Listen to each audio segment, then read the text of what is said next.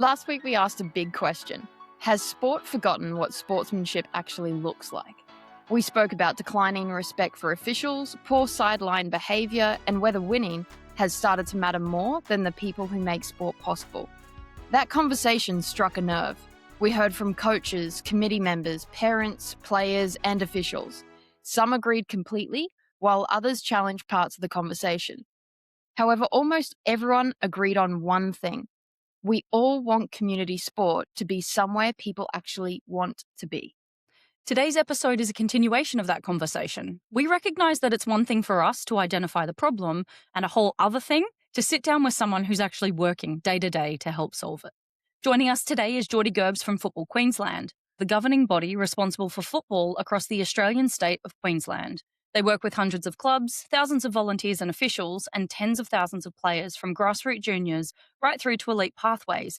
So Jordie certainly has a unique statewide perspective of the health of the sport. We're really keen to talk to Jordie today about what Football Queensland is seeing across the state, why behaviour is changing, how difficult it has to become to recruit and retain officials, and perhaps most importantly, what every one of us can do to help create a better sporting culture. It's undeniable that whether you're a player, parent, coach, volunteer or official, sport belongs to all of us. Jordie, welcome. Thank you so much for having me. Jordie, we are going to do things a little differently to start today's episode and conversation with you. We like to play a game with some of our guests called This or That. Now, this is a stress-free game relatively. You're going to be given a choice between two things and just answer with whatever comes to mind first, whatever sits right with you first. It's a very quick fire, about 10-question game. Are you ready? Let's do it.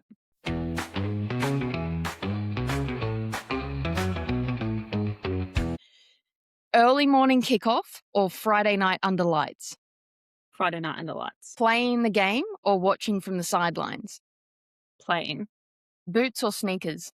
Boots. Community football or the World Cup? Community football. Loud crowd or quiet tactical battle? Loud crowd. Rainy match or perfect sunshine? Rain. And big one here, VAR or no VAR? VAR. I'll play the game. And last of all, winning a grand final or seeing a young player fall in love with the game? Young player any day of the week. Yeah, love that. Thanks for playing This or That, Jordie. No worries at all. Love that. Great way to start.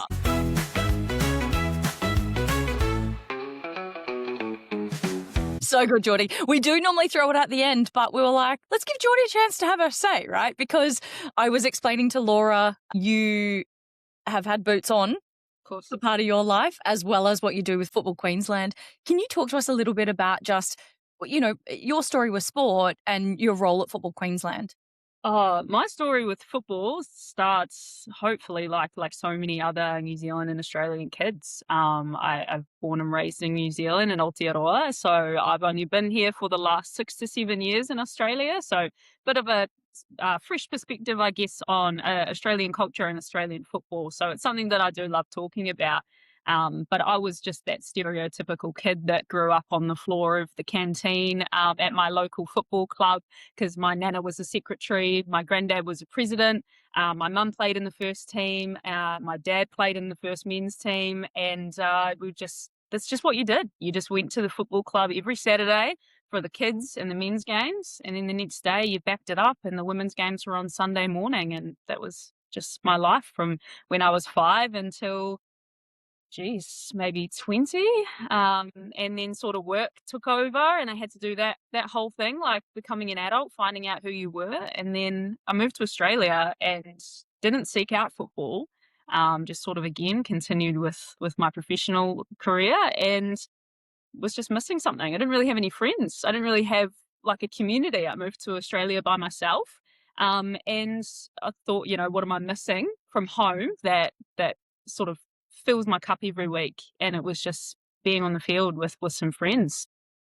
I just found the club that was closest to where I lived, joined up, and then probably, 2 months later, I was in the canteen myself helping. I was coaching an under-9 girls mini roos team, and I was playing in the FQPL3, which is the local Premier League. So it's It's just a nice full circle, because I felt like growing up, sort of tried to make my way through the ranks as a player, and sort of fell out of love with it a little bit, which I think is a tale as old as time for a lot of young people, especially young women. And then I realised on my own terms that I miss football, I love football, I want to be back in football. And that's actually what led me to be where I am today with Football Queensland. So it's a real full circle for me. I think that's something so special that sport can give people, is this almost immediate sense of your home, it's community. And if you find the right club and the right people to surround yourself by, I think it's a really beautiful thing.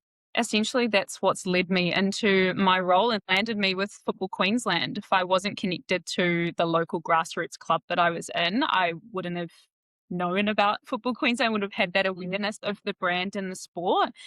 So I made my way into region management within my region, which is the beautiful Sunshine Coast.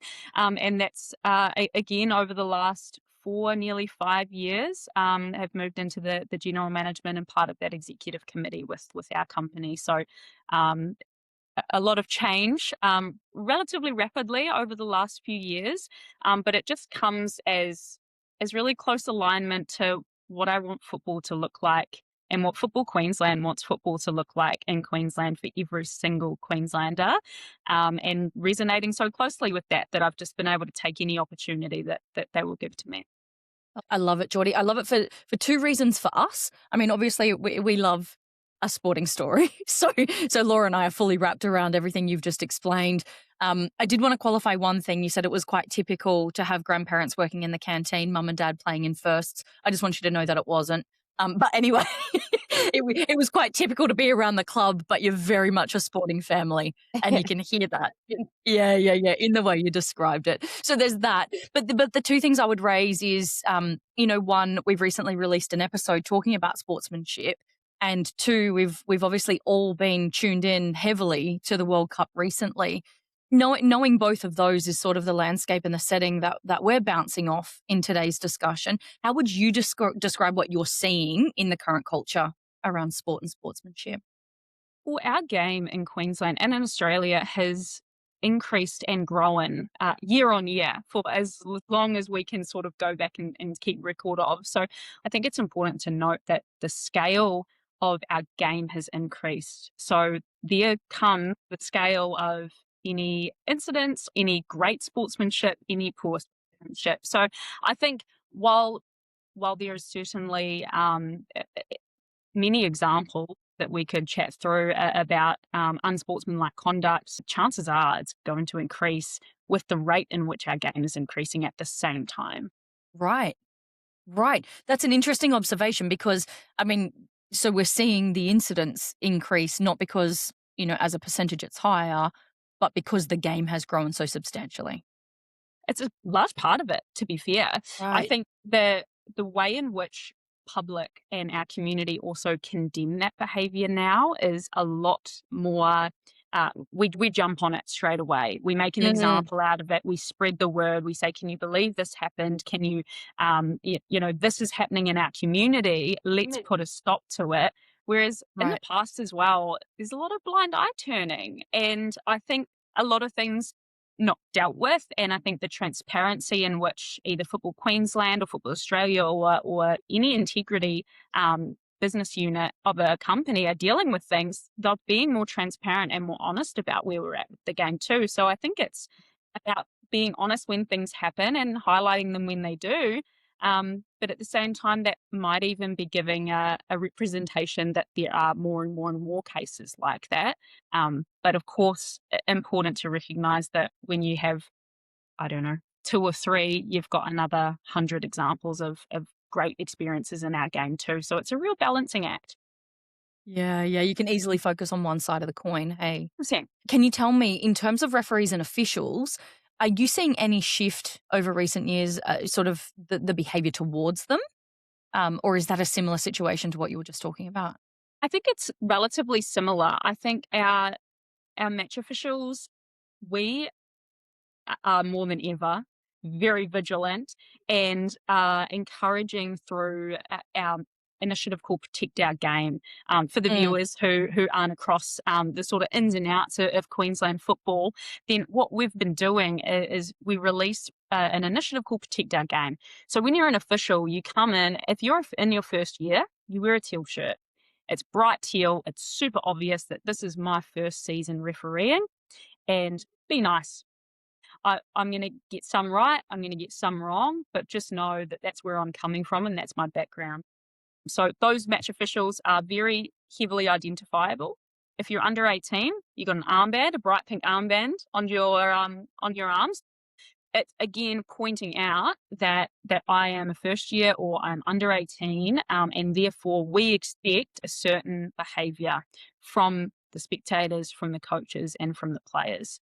So with that, I think we are even coming down harder on that behaviour if it is happening on the field or on the sidelines towards our match officials, and empowering them, making it so obvious that they are someone who needs to be protected by us and by the community, that when you see it happening, it's like, right, we're jumping on it right now. Right. So again, we're just bringing it to the surface, and we're not hiding away from it, if that makes sense. Yeah.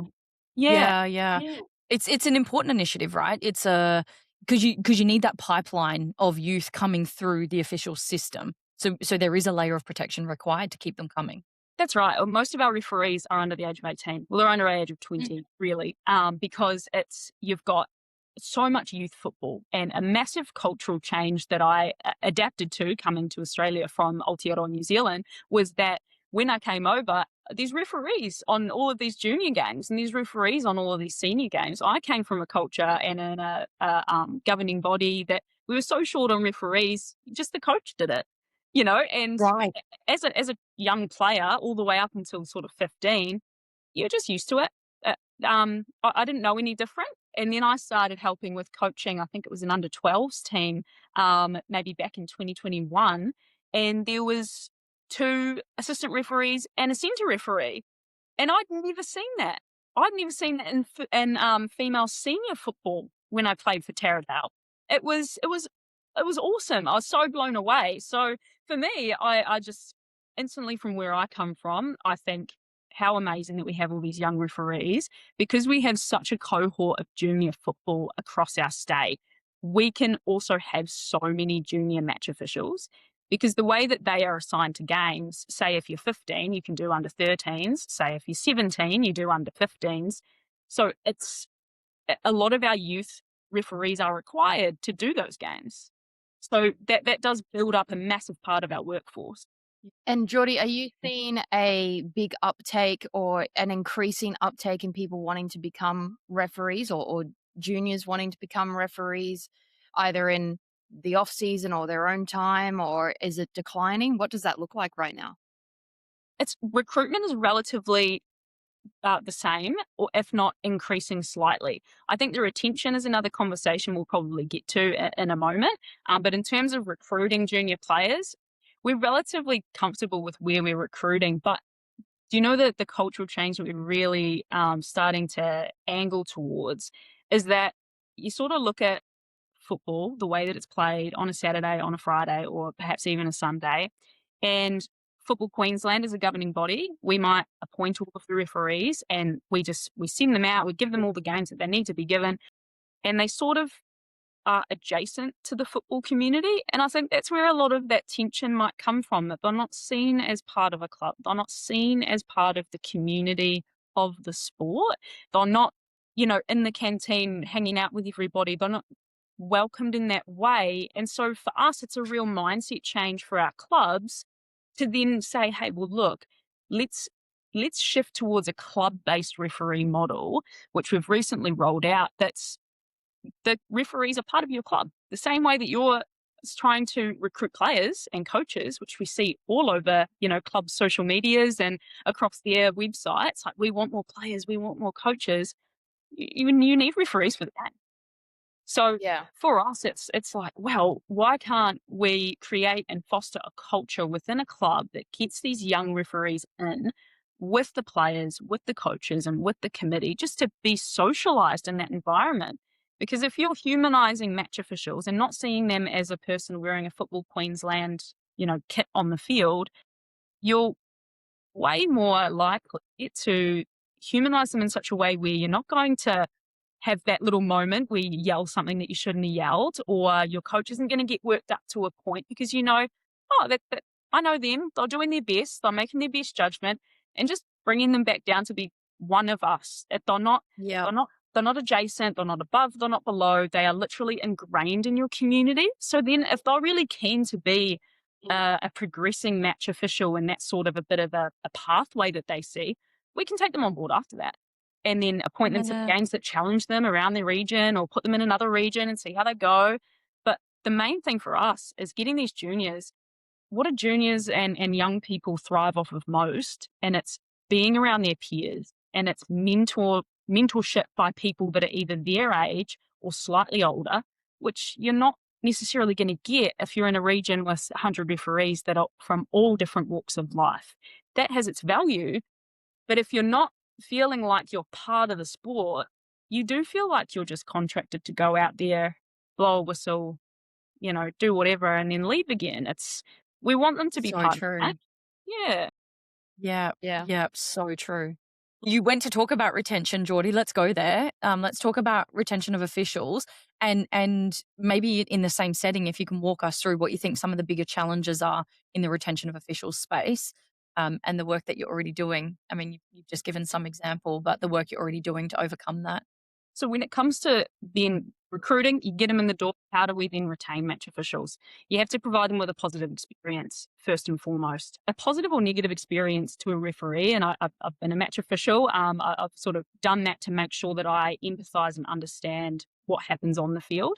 So when it comes to that, for me, even if I went out and had a game and a few things didn't go my way or a coach was a bit chirpy, that that doesn't necessarily mean I had a negative experience. My positive experience was then the referee coaching development officer giving me a call and saying, "Hey, it was your first under 18 boys game. How'd you go? How'd you feel? What was Yeah. the takeaways?"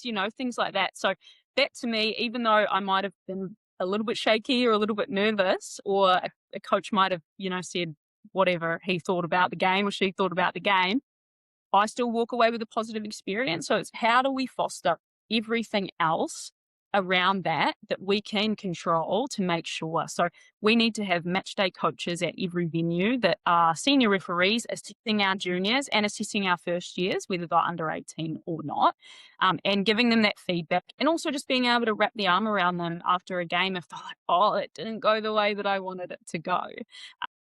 An example of this, and I'll be the first one to put my hand up, I helped officiate at the World Medical Games that were in Australia, and I called a goal that went across the line, and it didn't go across the line. And it was awful. It was the worst feeling, and it was the feeling of having to go through the rest of the game with a pit in my stomach, knowing and having to I've got to separate this from the game. I've got to just call what's in front of me and do all the rest. Came off the field.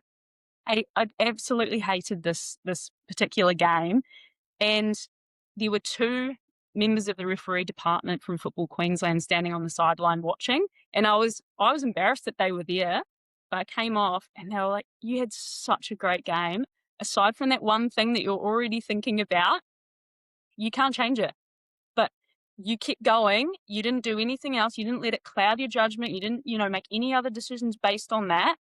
That's all. And while I'm always going to remember that goal in that game, what I'm also going to remember is the way that Ash was so nice afterwards, the way that Mark was excellent afterwards and supported me." So when it comes to that recruitment, there might be in the background a little bit of that chirpiness on the sideline. You might have a genuine awful experience in that game. The way that we still retain our match officials is everything else that comes with the match officiating experience. So whether it's your other referees checking in on you, if you had assistant referees, how that goes, how maybe Football Queensland or a club intervened after you had a bit of a rough game, or if it's like, and I'll shout out to Noosa Lions here on the Sunshine Coast, that club, they make you hot chocolates if it's cold for afterwards. So How sweet. great is that? You know what I mean? So recruitment can be tough if you've had a string of tricky games. But at the same time, you've got people who are young people finding their way, And Yeah. a lot of it is, I'm going to uni next year. I'm moving from Wide Bay or Rockhampton, which are regional areas in Queensland, and I'm moving to the big city. I don't want Yeah. to do it anymore. I've sort of aged out of it. Yeah. And then maybe they might have an experience similar to mine where you go away from football for a while and you think, hey, what am I missing? And you come back. So there's so many different things and so many different angles we can take when we talk about recruitment and retention both. We want to make them have a positive experience. We want to understand some people will leave as a player, as a coach, or as a match official for 100 different reasons. But as long as when they're with us, they are having a positive experience and they're supported. But also, if they ever want to come back, that the door is easily open for them to come in and try again, then they can do that too. And now, time for a short break. Don't forget to like, follow, and subscribe to join the Almost Pro community and stay up to date with the latest episodes and news. To find out more or to apply to be a guest, visit almostpropodcast.com today. Such a core key message there, with support being at the center of it. You know, there's community there as well, but support really being that key pillar to keep referees in the game. And I love that story about the hot chocolate with the Noosa Lions Club. That's just such a beautiful, beautiful thing to do. What, I guess it's leaving me wondering what role parents can play in all of this. What role do parents play in, I guess, supporting referees, or I guess on the flip side of that as well, you know, what actions and behaviors can take place that would deter people from wanting to enter that sort of space? Parents play such a pivotal role in football, full stop. Parents are the ones that drive everyone around, usually. They're the ones that get us to our games. They're the ones that hold us accountable to, if we commit to the team and we sign up at the start of the year, we've got to see that through. You know, anyone who's a parent will know the struggle. So parents of match officials are really powerful people. They are, especially if they're there supporting and watching, because they are seeing it for what it is. They're also seeing their child in the middle of the field. One, being able to manage people. Match officiating is people management, and it's game management, it's quick decision making. So on one side, you can see how your child is dealing with that. But you will see, and I guarantee you will see, a change in confidence. You will see a change in the way that they can communicate clearly what they think. You're confident in the laws of the game. And there are match officials out there far more confident than me that are 14 years old and 15 years old, because they go, So good. that's the law of the game. That's why I called that. And they just stand 10 toes down on it. And they just say, well, no, you're wrong, because this is, you know, because they're confident that they've trained in what they're doing. And so Yeah. I think I can only imagine as a parent watching your child do that and develop that skill set that they can translate into any role that they go into professionally or personally. It's just going to set them apart from the rest, right? In a world, especially where we've got kids potentially losing a bit of confidence, always being on their phones, and you know, the social awareness that we want our kids to have so badly. So there's definitely that side of it. And I also think that the parents are really powerful within the football community too, because it's one thing for that person to be in the middle of the field as a random person, you don't know their name, but if you know them as their parents are sitting right next to you on the field, and then your kids are playing in the game and it's getting a little bit, how you going, Australian phrase for a little bit dicey, that I've picked up on my journey, then that one there, like, you're going to have to really think about what you're shouting out to the game and how you're supporting and how you're communicating to the players, the coaches, and the match officials when you know that you've got the match officials' parents right there. And it shouldn't take that, granted, but if that's what it takes, then the parent plays a really, really important role in that. So I think that the parents, and it does come back to, again, what I mentioned about the club referee model, ingraining the families of the match officials and ingraining the match officials within your club community anyway. Because if you know how refereeing goes, 9 times out of 10, you can tell when a referee goes, oh, I've called it, I've committed to it. That's the decision. That's how I saw it at the time, and that's what we're going with. On the sideline as a coach, I can see that. And I'm like, all good, mate, let's keep going. And that's so infinitely better than whatever else is going to happen and all the other opinions that are going to happen. So again, the key for me is just ingraining everyone in that community, bringing everyone together, because they're no different. That kid in the middle of the field is no different to your kid in the back line. That kid is no different to the goalkeeper. It's all one and the same. So for us to continually draw attention back to that, that's what I think is most important. Is there ever a line, Jordie, where it's acceptable to say to a certain point something about, the ref's calls? Do you think there's, because the reason I ask you that is because we're watching on the World Cup, and the thing that surprised me about some of the conduct at the World Cup is the amount of hands that were laid on a centre ref. Like, blew my mind, the amount of players that are physically touching the ref to drive their points home. And do you think there's a line that, because maybe the answer's nothing needs to be said to the ref. They know what they're there for. They're holding the whistle. They've made the call. As you've pointed out, sometimes they can recognize later, eep, that was close, but I've only got the two eyes to guide me at this point, and I'm only as close as I can get at this point without getting in your way, and all of those other layers. Is there a line where it's okay for someone to holler from a sideline anything at a ref? Use your whistle, we hear a lot.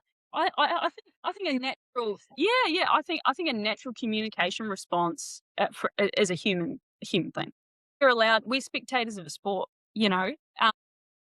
where it's different is when it's football played by our youth, and in a crowd where if you're saying anything personal about the referee, if you're saying it persistently, then that's sort of, for me, where it draws a line.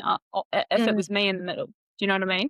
If it's a dead silent crowd and all I can hear is me being called by name, something, I'm like, hey, this is not okay. We need to pause here. We need to go and address this. But anything that's part of playing the game and being upset by a call, you can be upset. Any call that doesn't go my way, I'd be upset about. Even if it goes out. As soon as the ball goes over the sideline, you want to call red ball, black ball. I'll say that. Hand up, throw your hand up, quick. Yeah. So it comes back to my point about that officiating football is people management. So wherever your tolerance is, the referee communicates that to the players. And we like to toe the line of the captain is the key point of contact, because 11 points of contact is too much. You don't need that. Because then we need to understand as well that in a professional environment, that tolerance might be higher. That referee at the World Cup might be comfortable with that hand on a shoulder or a hand on the back, or, doing these ones in front of them, or whatever that looks like. They might be okay with that because that's the level in which they still feel in control of the game and they feel safe and they feel comfortable. Whereas if you are 16 years old, 17 years old, and it's your first year refereeing and you've got people that are right in your face, there's 10 of them, how are you going to feel? So it's all about that comfort level. It's all about reading the room too. And sometimes a match official, especially in their first few years, while they're still getting comfortable, that might be overwhelming. 3 people might be overwhelming. But again, being able to communicate and manage your match, how you need to manage your match, I think is such a key for that sort of thing. A professional who has done it for however many moons, and has the confidence level far beyond what I do, would be able to tolerate that, not feel threatened, not feel, any type of way about it. It's just another day at the office for them. But for these kids and young adults who are going out there just to do it on the weekends as a hobby or because they love football and they love community football, it's just a different ballpark, I think. Yeah, such good advice. And, because it's not a blanket ruling, right? It's not we're asking all of you to come muzzled and silenced. Football is an emotional game. Sport is emotional. People are investing emotionally, right? So we do expect levels of reaction. I think I love the way that you can exemplify it changes when you're talking about under sixes versus the World Cup. 100%. Yeah. Even plays into, and potentially some of your audience who aren't Australian, when we play young football here. So in Australia, we have mini roos football. That's from under sixes all the way up to sort of about 11 years old. We don't record the scores because the the aim of the game is player development, player exploration, and enjoyment and experience. Again, we try and mold that from a young age and just manage the expectation that this is not what it's about right now. Once you get up here, then that's your time to really dive into the competitive side and really challenge yourself and try and go after that. But when you're 6, 7, 8, 9, that's not the time. That's your free time to be able to explore gameplay, to be able to explore the coaching style that your coaches might want to try and develop within your team and within your club. And it's just important to know when is the right time for us to be behaving in certain ways, and understanding the culture of the environment. And so to keep it as positive as you can for as long as you can, that's what we're all about. Yeah, that's fantastic. And we're seeing that more and more on a global level as well, which is why organizations like Football Queensland and governing bodies like Football Australia are so important for the future development of players.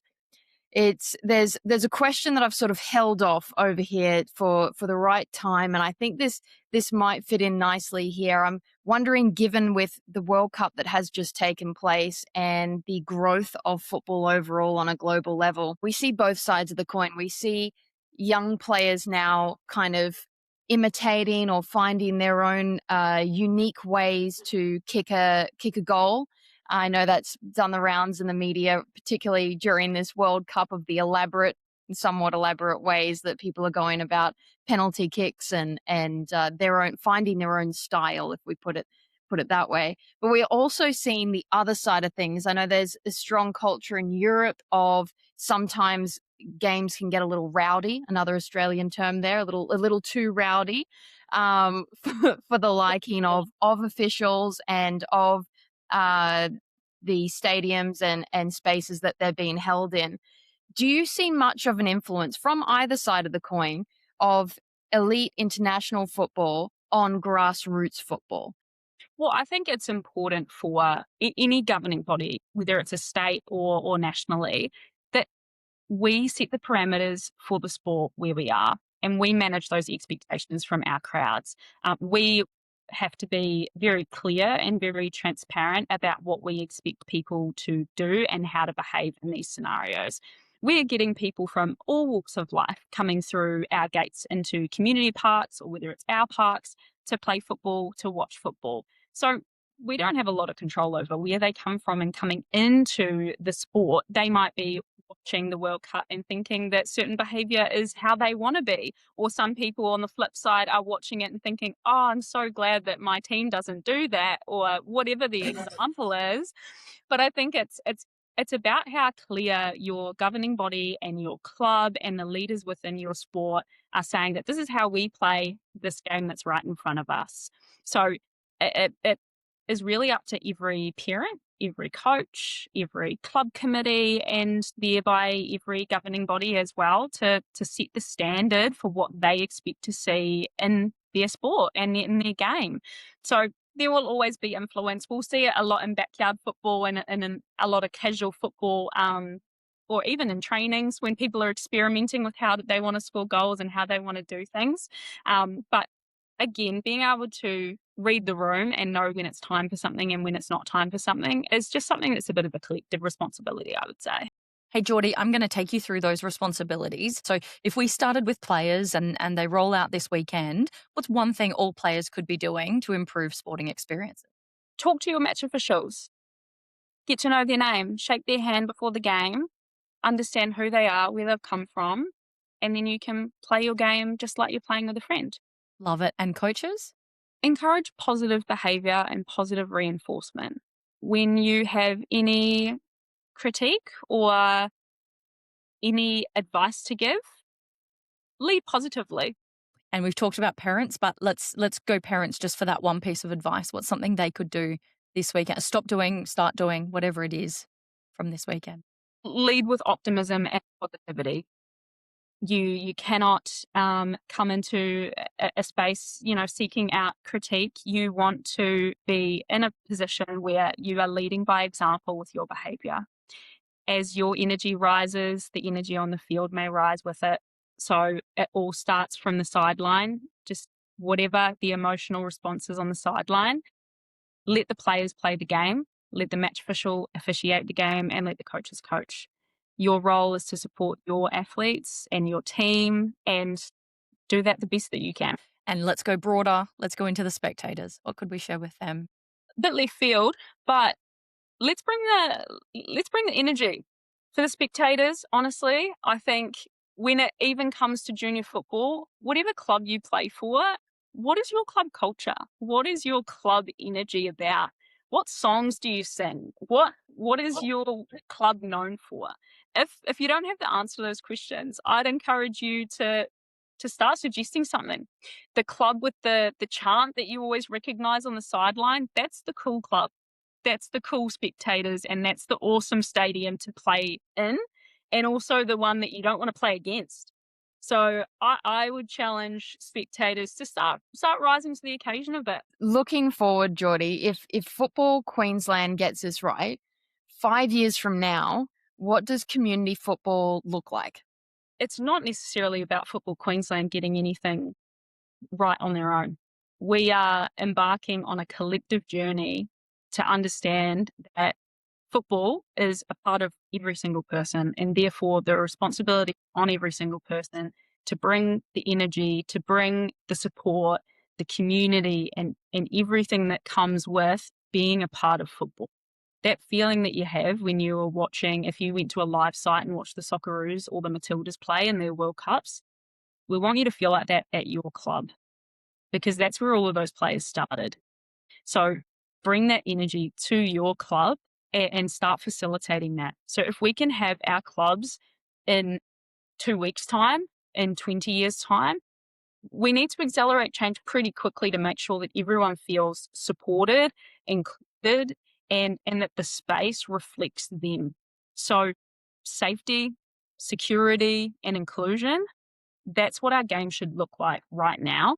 And if we're going 5 years into the future, what that means is that it's so natural for us to have players and coaches and match officials all as part of our club. Those are club members. It will be normal for us to be able to not only offer 11v11 competitive football, but it will be so normal for us to have social football in the summer, and it will be normal for us to have walking football for members of our community who can't run as quickly as they maybe used to be able to. And it's about having Girls United, maybe some female dedicated spaces for them to play and learn football. So that's what football should look like. And it does look like that in pockets. And all the strategies that we're working with our clubs to make sure that they understand the impact and the value that those things bring, you can't even explain or articulate the impact of that. I can't even imagine the feeling of trying to join a football club and it not looking like a place for you. So for us, whether that's a multicultural program, whether that's Indigenous football, whether it's female football, any type of football, you should be able to do it. But it's not just about being a player, because football is more than players. It's its community, it's its backers, it's its supporters, and it's its match officials. Don't get a game without the match officials. We won't stop saying that. So they need to be part of your club. Your coaching staff are part of your club, but also just the people who live nearby can be part of your club. They don't have to play. They don't have to play on a Friday night late. They don't have to give up their Saturdays to play as well and maybe stretch what their body is physically capable of, and they need 3 days to recover afterwards as they mature, let's say. They don't have to be players. So let's reframe what it means to be part of football. And the way that you feel when you went down to the Riverside to watch the Socceroos play, or when you went down to, say, you went to Federation in Melbourne, where it just absolutely goes off, that could be your club. It's all about your attitude towards your club and your community. So if we can be that passionate about the Socceroos and the Matildas, why can't we be that passionate about our local teams and our local clubs? Because for me, what my local club, when I was growing up, gave to me, it is far greater than that, to be completely honest. It gave me my honorary aunties and uncles, my not technical cousins, but they all feel like cousins. Everyone that babysat me on the weekends while my mum and dad was playing, they gave me my life, and they got me to where I am today, working with Football Queensland and having these conversations. Was all of those people. None of those people played. Some of them were referees. Some of them were volunteers on the committee. But the game is yours. And whether you live in Queensland or you don't, the game's for you. It's for everyone. And if there's ever anything that is suggesting that the game isn't for you, it's not right. And you should tell everyone about it. And so then people like Football Queensland who develop strategies to include everyone can as well. That's our role in it. Jordie, that everything you just said in the answer to that final question, that is this episode. That is this conversation. That is the immediate response to hold up a second. It's not about Football Queensland getting it right. That is 100% why the question was asked the way it was, right? Because this conversation today is a reminder that changing sporting culture isn't about one person's policy. It's not about one institution's response. It's not about a state or national sporting organisation having to take control. It's the thousands of micro moments that don't make it to social media, that don't make it to the highlight reel. It's the comments that aren't made when you can feel them building in spectatorship and it's not said. It's the handshake of the official. It's the a little pat on the shoulder that says, thanks, mate. We're grateful you showed up today because without you, like you said, we weren't doing this. Or the coach that goes, as we go through the responsibilities of everyone involved, the coach that says, didn't go our way today, guys, but that's football. Kind of how it happens, and the parents who can see spectatorship through the lens of both teams, that they're just kids out there having a go, because what they want next for some of them is just to show up next year and play again. For some of them is to become a professional athlete. But either way, for all of them, they just want to leave safely, having had a game that they can enjoy and not have a car ride with a lecture in it, where there's a whole pile of parents' emotions sitting in a vehicle with little people. So we're so grateful for you, Jordie. We're so grateful that you joined us today. We're so grateful for the perspective that you've been able to bring. And so from both of us, I want to say thank you. No problem. Yeah. Thanks so much. Thank you so much. We often say on Almost Pro that very few people become professional athletes, but every single one of us gets to choose what kind of sporting community we help create. If you enjoyed today's conversation, we'd love to share it with you, your club, your coach, your teammates, or your football family. So please feel free to hit forward on the episode. Conversations create awareness, and awareness is where culture begins. Thanks for joining us for another episode of Almost Pro. We'll see you next time.